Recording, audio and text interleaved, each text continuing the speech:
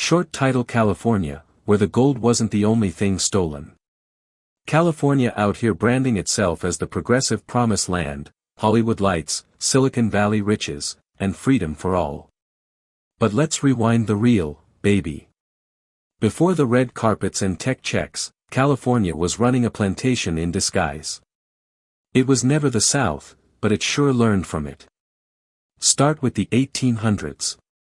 California entered the Union in 1850 as a free state, but the ink was barely dry before they passed the Fugitive Slave Law of 1852.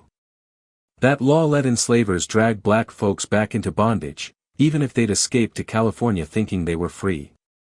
That ain't freedom. That's bait and switch. And don't forget the Spanish missions.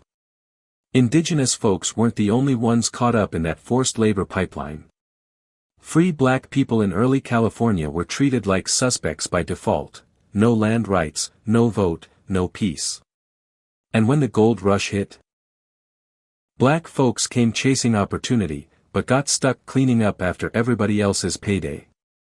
In the early 1900s, black families started settling in places like Los Angeles, Oakland, and San Diego. They built churches, opened businesses, created neighborhoods. But here come redlining, zoning laws, and urban renewal programs. They called it progress. We call it displacement. Let's talk Bruce's Beach. A black-owned beach resort in Manhattan Beach. Thriving. Joyful. Too joyful for white neighbors. The city seized it through eminent domain and turned it into a park. No restitution. No apology for decades.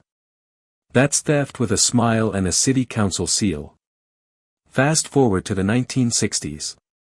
California passed the Mulford Act to ban open carry, only after the Black Panthers started patrolling their own neighborhoods to protect against police brutality. That wasn't about guns. That was about control. And today? Look at the homelessness crisis. Disproportionately black. Look at incarceration, school pushouts, healthcare gaps. Inglewood gets gentrified for the Super Bowl, and the folks who built it can't afford to live there. Tech billionaires in the Bay, and Oakland schools can't keep the lights on. That's not equity. That's erasure dressed up in Wi-Fi and Whole Foods. Lashes for every black body buried beneath luxury condos and train stations. Hugs for the freedom fighters, artists, and aunties who kept the culture alive in exile. Hope that California stops scripting progress and starts funding it, for real.